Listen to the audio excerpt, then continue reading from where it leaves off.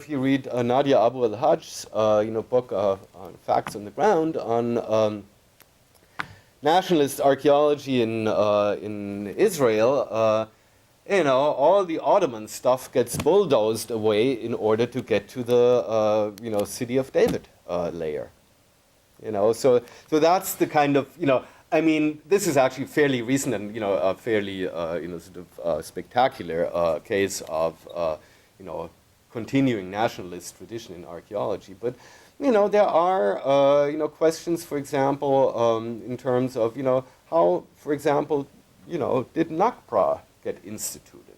So how many Native American remains were simply just carted off, or bulldozed, or carted off as into museums. I mean, I meant to say this before when we were talking about the Pacific, but for a number of years I collaborated with people at the Dresden Ethnographic Museum on editing a Moravian manuscript on the Caribbean from the 18th century, very massive thing that came out in 5 volumes eventually. But when I went up there, so they had very limited guest quarters, which was right after German reunification. So they let me sleep in the collection. And so I was there on a cot in a room with, turn of the 20th century Melanesian skulls from what was then the Bismarck archipelago, which, quite impressed me. And, are these skulls ever going to be repatriated? Who knows? And the whole question of why should they be repatriated is a really interesting one, because that goes back to, sort of what to do with, where should they be, what to do with them. Sort of think about, the scandal about Ishi's head, the Smithsonian claimed to have never had, and then, whoops, we just misplaced it. It turned up, but who are we going to give it to, since the guy was, as Kroeber, of course, epitomized him, he was the last of his folks.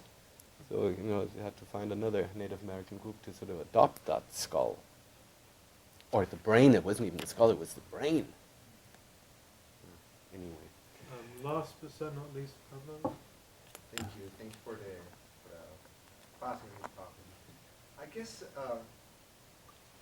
I was struck by your use of Magapi's example of the Kiswahili to compare to the Gangas in Cuba, and I was struck because in your talk and also in several of your work, you are very aware of the dangers of making that, those connections, precisely because those narratives, not only the ones that are created, but even the narratives of the same visual practitioners are kind of doing the same sort of exercise that you are doing with the Cold West, right? And then the question also becomes of how much of what you are seeing with these guys are these, where that divide actually happens, right? Why going to this convoy? What is the meaning of that convoy? Right? Well, let me tell you, I don't spell it with a K. But please continue. So no, I guess it's in the end. So what do we do there, right? With these objects that are, as you said before, they become indexes, right?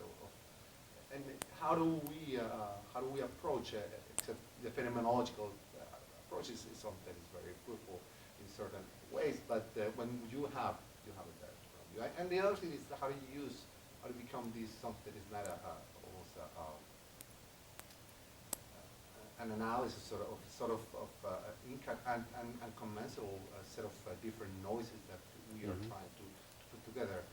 I don't know if I'm making myself clear, right? Because it's also with the use of those very metonyms that you referred to at the beginning of the reconstruct, not only the narratives for those national narratives, but also the disciplinary narratives that we have around. Well, I must confess that, sort of, you caught me, at a point which I would normally myself, work against. I mean, so I go through great length in that book to sort of disestablish these kind of, short-circuiting of African and New World ethnographic and historical materials. Now, in as far as the Reglas de Congo are concerned, I mean, people have talked about it. I mean, sort of the term, different from Lukumi, which has no clear reference to any, did not have a clear reference to any part of Africa prior, I think, to Fernando Ortiz's, figuring out that it referred to Yoruba speakers. Congo has been around for a very, very long time and been associated with, a part of Africa, and one where, it's been, and, the practice has been associated with sorcery as opposed to, sort of more benign stuff that, the Regla de Ocha folks do. And it's also sort of been, there's also difference, really interesting difference to the way in which Abakwa conceptualizes a homeland, because they actually do have one.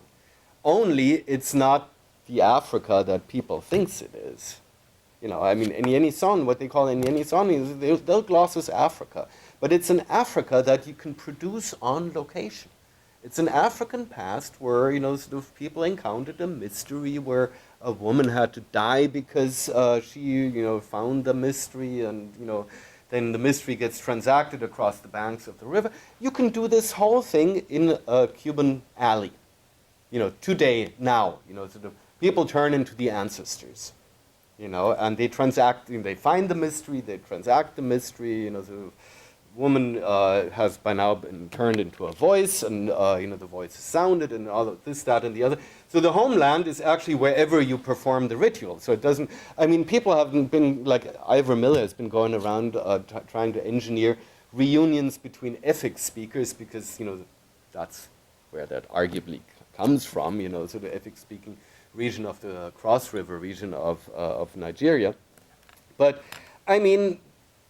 not only do the Cubans to this very day not seem terribly interested in that story on the island, and precisely because they don't need a homeland in Africa, They would love to go to Africa in order to go duty-free shopping and establish and corroborate their own prejudice that the Africans didn't take good care of their culture, and that the real African stuff is in Cuba, and that the Africans only want to learn from them. The Africans want to learn the secrets. With Palo Monte, it's somewhat different, and I, so pulled in the Minkisi story because not because I want to sort of make a, I would be the last one to make a kind of an argument of derivation, so that we only need to go to these early 20th century Swedish missionary stories, that, catechists of Swedish mission stories about that they gathered at the point when, so Minkisi objects were literally, the cults of Minkisi objects were disappearing. This is what we know about them. It all comes out of the archives of Karl Lahmann, and Wyatt McGaffey was, and John Jansen were the first ones who actually sort of intensively worked with those archives in some rather godforsaken place in middle Sweden. But I think in this particular case, my excuse would be that they are good analogies for the kinds of, this ethnography does not illuminate what is done in Cuba, but, so you can actually sort of talk about, for example, Ngangas as, and of course the great confusion is that Nganga is actually in the African context is the manipulator of, of a Minkisi object. And so it's, but that's already very interesting, I think, because, now, the objects and the priest, so to speak, have become combined into one. But that's actually already, sort of, I talked to McGaffey about it.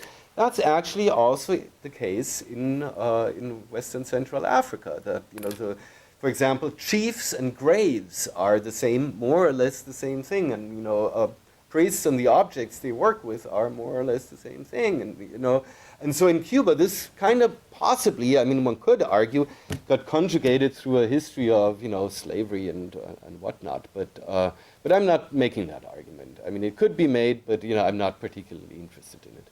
So.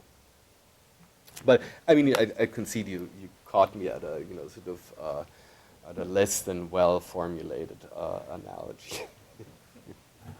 Okay, I just want to thank Professor Palmie one more time, and it's a good opportunity. Thank you. You're very welcome. So Haida, what's the plan now? Okay, so I thought I'd give you 10-15 minutes to relax. And then,